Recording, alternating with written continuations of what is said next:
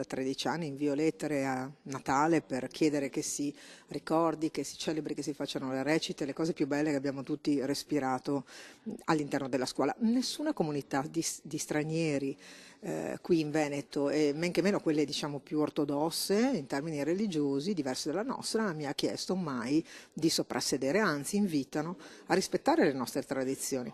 Nessun fedele di religioni diverse da quella cattolica si è mai mostrato offeso o contrariato dal presepe o da recite e canti natalizi nelle scuole venete. A farlo presente l'assessore regionale all'istruzione Elena Donazzan, che ha ricoperto la carica per gli ultimi 13 anni senza mai ricevere una sola segnalazione in merito.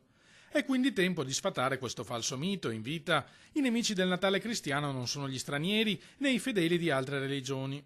Da dove arriva allora tutto questo odio ideologico?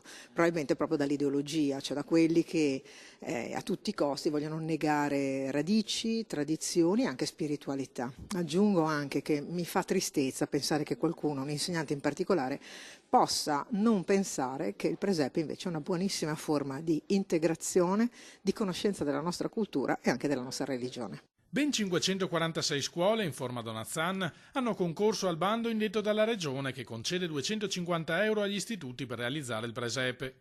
Un simbolo che ha valore anche al di là del culto, sostiene l'assessore, come modello di rispetto della tradizione nella quale viviamo, anche per chi proviene da altre parti del mondo o professa un'altra religione.